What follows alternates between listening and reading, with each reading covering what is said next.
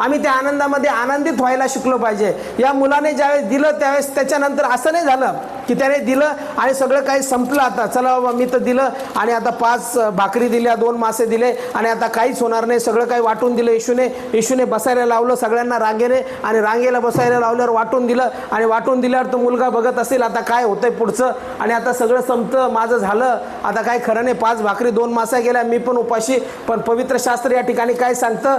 पवित्र शास्त्र आम्हाला सांगतं की ज्यावेळेस सगळ्यांनी जेवण केलं त्यावेळेस काही फुकट जाऊ नये म्हणून उरलेले तुकडे गोळा करा असं म्हटलं आणि जेवणाऱ्यांना पुऱ्या झाल्यावर त्या जवाच्या 5 भाकरीचे उरलेले तुकडे गोळा करून 12 टोपल्या भरल्या. हालेलुया. किती भरल्या? जर तुम्ही रिअल खरे खरे खरे विश्वासणारे आहात आणि खराच विश्वास तुमचा देवावरती आहे आणि जर तुम्ही देवाच्या राज्यात पेरणी करत आहात तर जसे आशीर्वाद